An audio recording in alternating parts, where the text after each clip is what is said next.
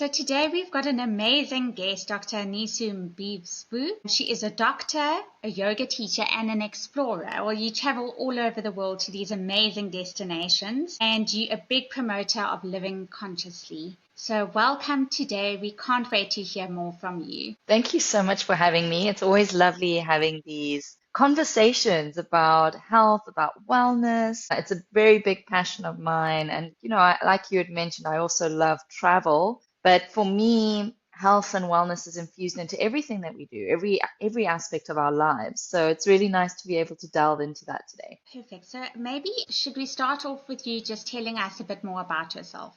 So my career essentially started off with me graduating as a medical doctor. In med school, I had always been fascinated by the brain, particularly. I loved neuroscience. I thought I was going to be a neurosurgeon. And then I started working as a junior doctor in our South African public healthcare sector. And you really start to see by working with people from different walks of life that a lot of the issues and illnesses that we see nowadays have a deeper root cause. And most of the time, it's linked to one's mental well-being, it's linked to one's relationship with the world around us, whether it's our social interactions, our views of ourselves, how we're eating, how we're moving our bodies. And so the more I went into medicine, you're kind of pushed into pigeonholing yourself within that industry, becoming more and more specialized. But the reverse almost started to happen to me. I started to have a broader and broader, more holistic view of what well-being really was. And yoga and movement, breath work, meditation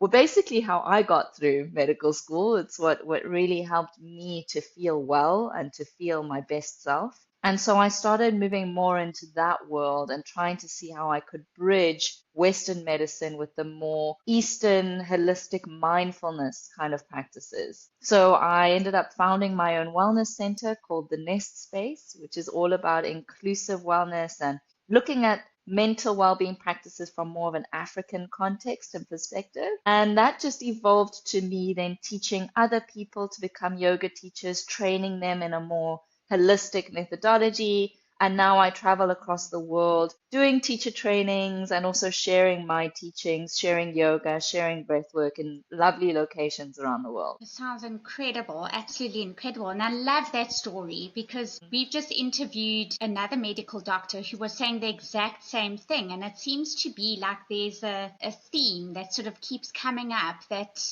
it's just amazing. Okay, perfect. So maybe tell us a bit, why is women's wellness so important to you in particular? Well, I think when you start to really pay attention to your well-being, you start to notice that a lot of the resources that we have when it comes to health are not actually based on female bodies. Something as simple as exercise, going to the gym, a lot of the forms of different movements, be it push-ups or pull-ups or sit-ups, are actually not made for female bodies. So they're more difficult for us to practice. And we get given these variations for women, which are also developed by men. So something as simple as a push-up or a pull-up then expands to something more complicated like nutrition and overall movement and hormonal health. And you start to recognize that we're really quite far behind in terms of understanding what that holistic picture of female well-being looks like. And as a woman myself, I think I started to notice what was lacking and what was missing, both from a research perspective, but also from an information perspective. I think as women, there's certain topics that we're really good at speaking about, and then there's certain things that are taboo if we're talking about infertility or the mental health challenges that come with pregnancy. Whether it's a normal pregnancy or whether you experience a miscarriage, we don't really talk about the full spectrum of experience. It's either just what's really happy and really common, or we don't talk about it at all. So for me, I think women's health is extremely important. I feel like the world relies on women really in order to be what it is. We birth our entire population. So focusing on women's health is so important for everybody, really. Absolutely. I want to know what led you to start Freedom Yoga and the nest space, and what drives you to keep going with this? One of the things that I think I've always felt is when you notice problems or you notice things that are missing in the world around you, it's really important to use that as almost a catalyst to create. So there's a really beautiful, I think it's a Japanese saying that our sole purpose in life as human beings is to create and to connect. And so when it came to Freedom Yoga, for me, what I felt was missing was seeing examples of women like me who were allowed to change and allowed to evolve and maybe were doing lots of different things at one time and were not easily put in a box because that's what I was missing. I was missing having role models and inspiration, seeing that way of life, especially from South African women. You maybe see that quite a lot on social media, people in the US and overseas, but I felt like our social media context at least was quite limited. So that was a big basis for forming Freedom Yoga and just a call for myself to explore what freedom meant for me. And then with the Nest space, it was about connection and community and finding like-minded people who were asking questions like, who am I? How do I fit into this world? Why do I maybe feel like a stranger or like I can't explore different aspects of myself in certain communities? And where can I find a safe space to be my full self? So it was really my own personal experience, I think, of wanting that connection, wanting to create, and then taking it upon myself to do that. And it's been an incredible journey of recognizing what happens when you take your dreams seriously and also take your yearnings and your desires seriously and act on them to create something beautiful. Absolutely. I want to jump into yoga specifically now. Would you say that yoga is a type of therapy? And what are the benefits? Because I think they're definitely not just physical. Absolutely. I mean, if we look at the word therapy, therapy is essentially a practice of healing. We've got physiotherapy, which is physical healing. We've got psychotherapy, which is mental healing. And the whole yogic philosophy is about taking the time to heal and connect with yourself. So the actual translation of yoga in Sanskrit is connecting the mind, the body, and the spirit. And you bring all of those things together by using your breath to move on the mat. But then you take it a little bit deeper in our yoga practice to figure out what is preventing those different parts of ourselves from being the best that they can be. What is stopping your mind from working optimally? What's stopping your spirit from being the best that it can be? And so for me, yoga is a really holistic practice. We often think about it as just being our movement on the mat, but it's breath work. It's how you treat other people as well, what you consume, that's a really big one, how you impact your world. And I think that's what we're all really searching for, really, is a practice that tells us how to live because we're a bit clueless, I think, based on our society.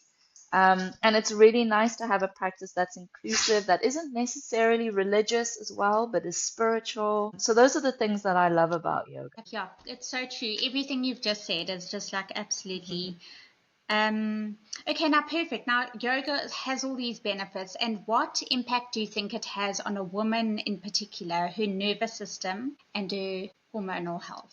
So, as women, one of the things that we have to deal with is the fact that we are never the same. And I think we Mm. live in a society which loves to give you a label. You get a name when you're born, you get a personality, you get a label once you start your career, and then you're supposed to just remain the same. But the female body shows us every month that we change and we evolve. We rebuild our entire womb, which is essentially the seat of our creative power. We rebuild that every month and then we let go of it every month and we start anew every single cycle. So, as women, it's embedded in us to change. We are supposed to evolve and constantly shift and adapt. And I think other forms of practice or exercise are quite static in that, have your physical workout routine. Even when it comes to therapy, maybe you're delving into the same themes over and over again. But the yoga Mm. practice is really special because every class is a new experience, and you can tailor your class according to where you are in your cycle,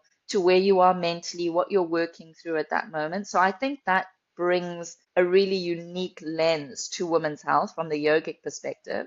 And then in terms of our nervous systems, our hormones actually bring us into fight or flight more often than men, regardless of what's going on in our external environment. So as women, we're naturally geared to be super sensitive to our external environment because we are often looking after children or looking after the well-being of our communities. So we're super dialed in to the world around us. And if our world is chaotic, which ours really is, our nervous system is constantly firing. We're almost guarding against threats most of the time and are in fight or flight. So yoga, particularly the breath aspect of that practice, connects us to our vagal nerve. It connects us to our rest and digest part of the nervous system just by us taking deep diaphragmatic breaths.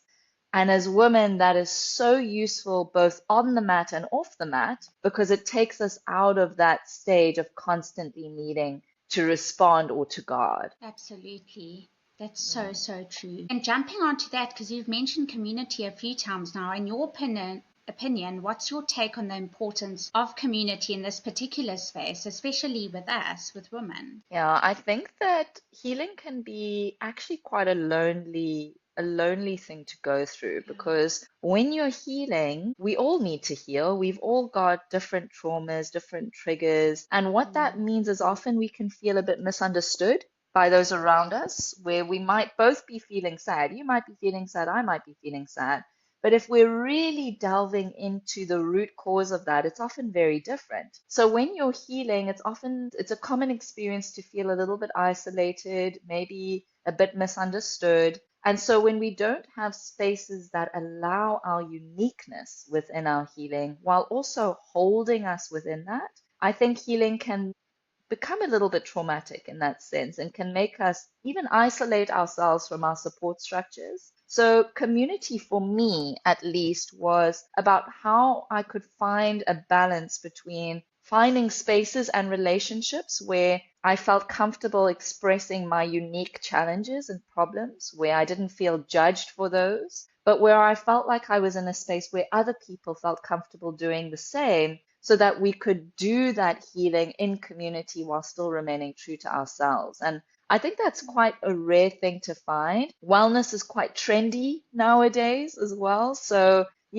sometimes certain spaces can be a bit performative, or people are going in to do yoga to be seen doing yoga rather than to experience it for themselves. So it's really important to plug into communities that are authentically helping you to delve into those shadowy parts of yourself that maybe you don't always feel safe going. That's so true. I love what you said about it being a trend because I think it's such a dangerous sort of, it's all about the aesthetics and the activewear, and, you can immediately spot it, and it's sending completely the wrong message. Yeah. Absolutely. So what are some surprising or lesser known outcomes of practicing intentional yoga consistently, especially with regards to brain and gut health? So, one of the things, and we call yoga a practice because we're essentially trying to practice how to deal with real life, but we use our mat as kind of the practice ground for that. And I think one of the lesser known benefits is being able to be the listener and the objective observer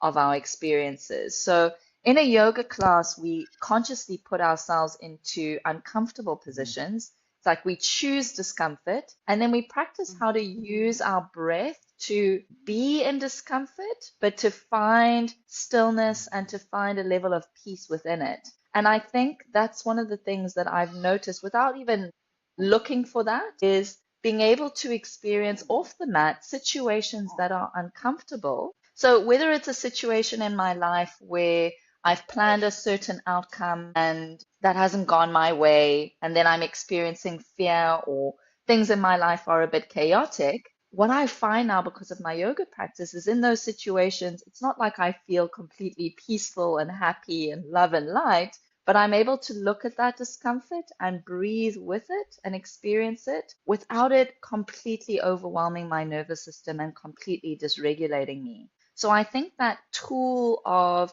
self-regulation within discomfort is a really, really powerful thing that yoga teaches you that goes beyond, the physical benefits of being more strong and more flexible, or even being able to meditate for longer. That self-regulation, I think, is a really powerful benefit in its own right.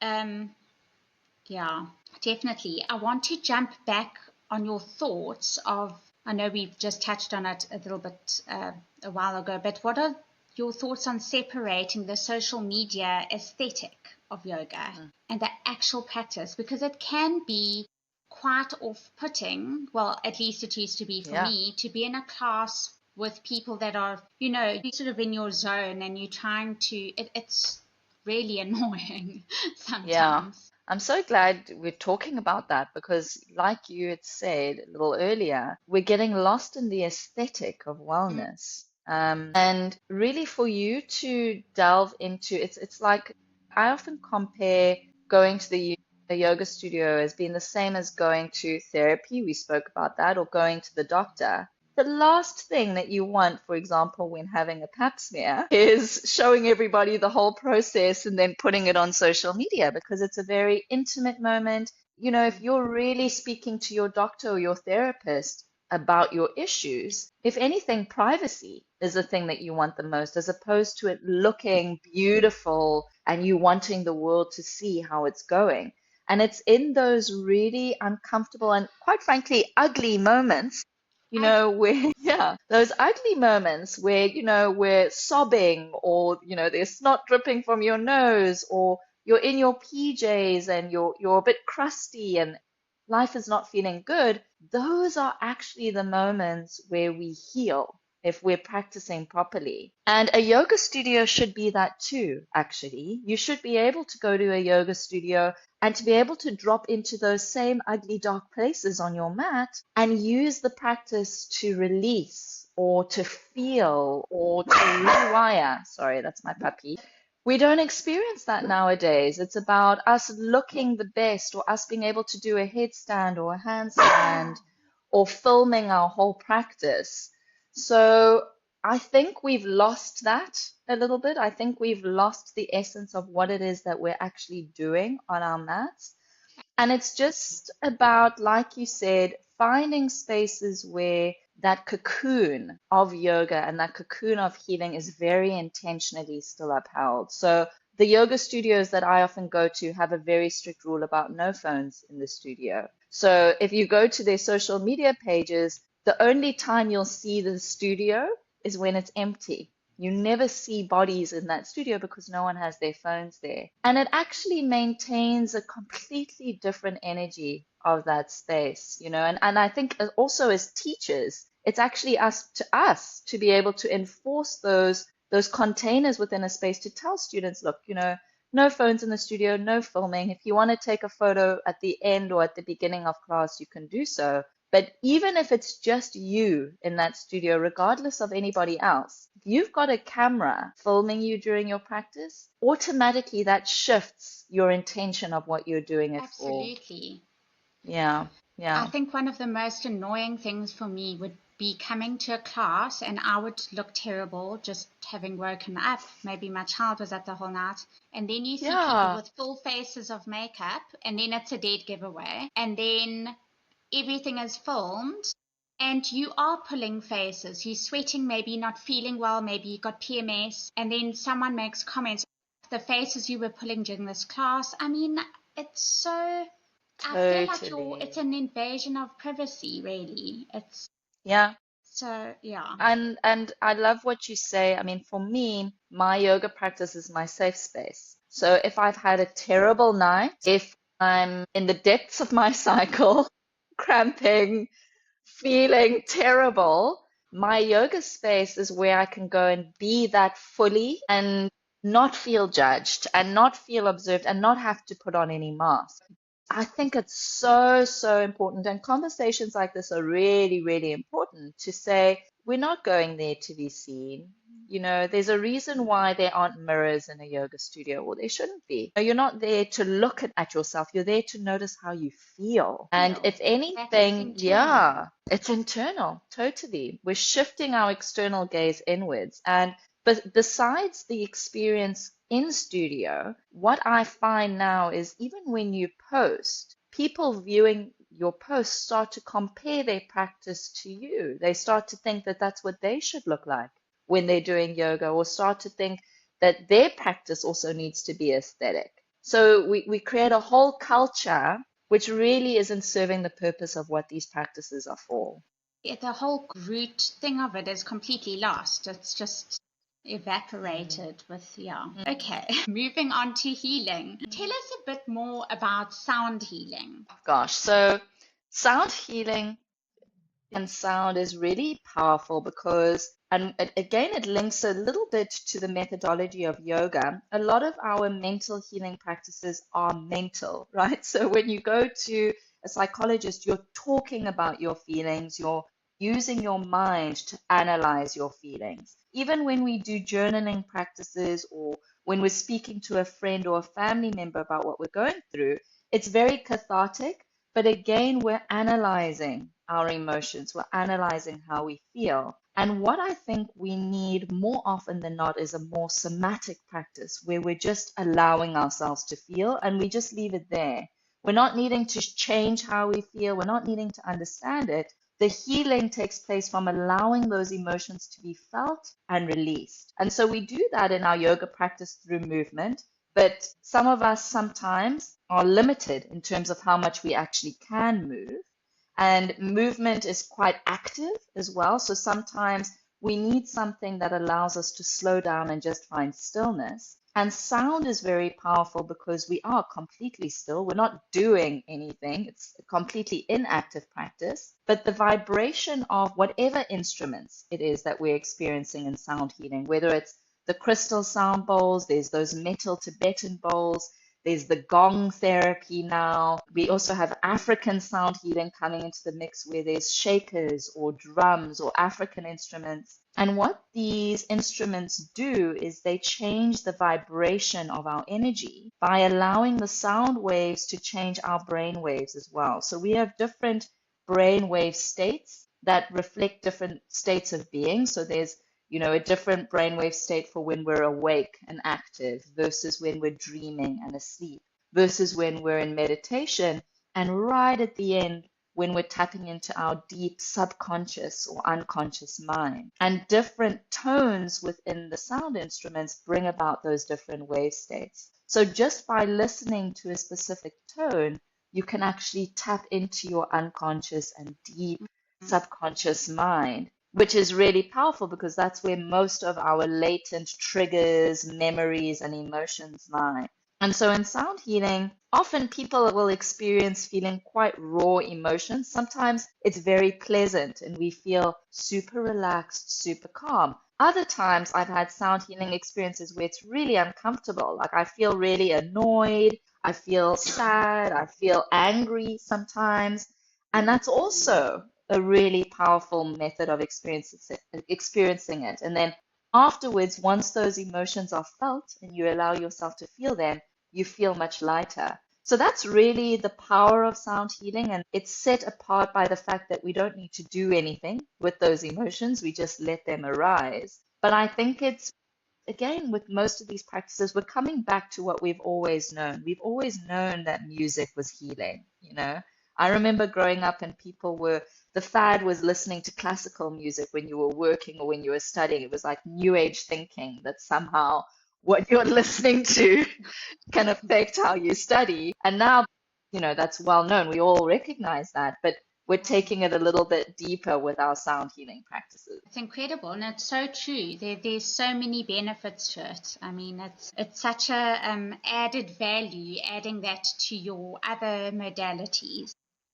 And if I can touch on that, Kat, because I feel like we're having a really lovely, authentic conversation. You can experience sound healing by just chiming one sound bowl, a little tiny metal bowl, or by listening to it through your headphones. So again, what we're starting to see with sound healing is it's becoming these really opulent experiences where there's like 100 bowls and a gong, and the healer is dressed in this beautiful clothing and it's on the top of a mountaintop or near the ocean. and it's really expensive, which is wonderful, and dramatic, which is wonderful if you can afford that. But actually, you don't necessarily need that. All you need is a specific tone and your body in a relaxed position, and you'll get exactly the same benefit. And I think that's what we need to keep coming back to over and over again when we live in the social media minded world, is take it back to the basics of why it Strip it has that down. benefit, yeah, that Mm. effect on your body. And then you decide if you want to have a super dramatic full moon mountain based sound healing, go for it. Or you might just be able to manage on a Sunday morning, staying in your PJs in your bed and listening to some binaural beats. And that's also completely okay. Yeah. Okay, fantastic. So, in your opinion, how has science and being a medical doctor enriched your yoga practice? How have these two worlds? I mean, I already can see how they've intertwined, but like, how do you think they've sort of enriched each other? It's a funny thing with us human beings. When something magical happens, we don't tend to believe it unless we can like put it on paper and measure it and like have some sort of tangible proof that it's actually happened, even if we're feeling it for ourselves. So I always knew how powerful yoga was because I experienced it. And actually, for me, that's a lot more powerful than saying a research study on 150 people showed that this happens, because I felt it in my body for me. And you So I trust think, that. and you trust that, yeah. But what I think is really, really exciting and powerful is we live in a world where people have a lot of misconceptions about healing and mindfulness practices because they come from cultures or are more popular in cultures that are different to ours. We might think that it's religious, or we might think that it's evoking a trance, or there's a lot of misconceptions about it because it's foreign to us. And what I think is really useful now is Western science, which is essentially a culture that we're familiar with, is now Yeah. kind of speaking the same language. I find, and what I often say to people is, these two worlds are saying exactly the same thing, and the science is just translating the language from one to the other. That's essentially the only difference. So I find it really useful when I'm in spaces like I do a lot of corporate well-being talks, or I'll sometimes have clients who are super intellectual and are maybe atheists, or maybe, extremely scientific, and they're trying to understand what this mindfulness meditation yoga thing is. And that's where the science becomes so practical and useful, because it translates these exactly the same stories, these two stories, but it brings it into a language that everyone can understand. And It that's almost really, sounds like a that's why poem. it's useful. Exactly. Yeah, exactly. I It's feel so that. I think, beautiful. if we talk about all of these healing practices, if you go to every corner in the world, someone is doing some form of breath work, someone is doing some form of mindful movement, but it has a different name. And because it's taught in a different culture, it seems really foreign. But we just need a means of translating that language and that poem, like you said, into something we It's understand. poetic how everything flows and there's a common thread in everything. Absolutely. Yeah. It's definitely. So we're on to our last question. What are the three things you wish South African women knew when it came to attaining balanced health and wellness? I think the most important thing is coming back to that concept of change, and that concept of, I think they call it life stage medicine, but I even like to call it like seasonal medicine or seasonal health. We as women go through different seasons. We go through different seasons in a month. We all know when winter comes, it's that luteal phase where just before your cycle, exactly. That's our winter every month, and then we come into our follicular phase, and that's our summer. And so if we see every month as like a year where we go through our different seasons, that would be so powerful for us as women. And I particularly like to use the seasonal language because it takes away the positive and the negative. Winter is so necessary. We need the luteal Exactly. phase. It's not comfortable. It's cold in winter, but if you get your cozy clothes out, and if you get your hot chocolate, and if you light your fireplace, and you really indulge in that season, it can be beautiful. And the same thing is actually true of the different phases of our cycle. Adapt your exercise routine according to that luteal phase. Choose who you socialize with during that luteal Exactly. And phase. also your diet. You need Exactly. different things. Exactly. So I think that seasonal way of being is so important for us as women. Bring it into your yoga practice. Do different styles of yoga according to where you are in your cycle. And then that season expands to our life experiences as well. We go through periods of time where we are uncertain, where things are difficult, where we experience grief. Nowadays, we don't speak about it, but miscarriage is often a normal part of conception for many women. It's not like miscarriages are a new concept. People and women have been having miscarriages since the beginning of time. But because we don't talk about it and we don't normalize grief, we see it as something that's terrible, as a failing for us as women. And the women who go through that feel like there's something wrong with them when actually it's often a normal part of conception. Your body tries, it's not quite used to it, or something's out of balance. So that then gets released. We should experience the grief of that, and then we renew and we try again. So I think that seasonal way of living, now we can go into menopause as well, but we don't have time for that. We're supposed to change as women and we're supposed to go through different seasons. And I think when we really take that on and we take ownership of that, it's amazing how powerful even the more difficult parts of our life experience become. Absolutely. There's so much, yeah, there's so much in that. It's such a Mm. powerful thing if you sort of tap into that framework. Mm. Okay, perfect. So, are there any upcoming events or workshops or collabs that we can look forward to? And then just to go through your contact details. Yes, so for month of May, I'm back in Cape Town for just this month. So I'm going to be teaching two classes in the week. The one is on a Saturday morning at Lighthouse Holistic in Cape Town. And then the other is a Sunday yin and sound class, which I'm really excited about, that happens at the Shala on a Sunday evening as a way to kind of like let go of the week and reset before the new week. So that's kind of like my May schedule. And then in June and July, I'm off to Europe. I'm going to be doing a beautiful residency in Greece. And I'm also Oh, going to be wow. recording. Yeah, I'm going to be doing some sound healing practices and recording and sharing those online. So people can join those online or live, or they can join the recordings. And then there are a couple of yoga teacher trainings happening as well. So the Nest Space is going to be doing their yoga teacher training from August of this year. That's online and in person, which is lovely. And then there's also a yoga teacher training that I'm going to be doing in Mexico in October. So I'm going to be releasing those details. So very, Come on very with the exciting excitement. things. These two destinations are just incredible. Yes. So Okay, super so exciting thing. yes, how does someone get hold of you? So obviously your personal Instagram, your website. I'm quickly Mm. going to go look So now. So my Insta is at Dr. Anesu Mbizvo. You can just type in Dr. Anesu on Google. Most of the time you'll find me there.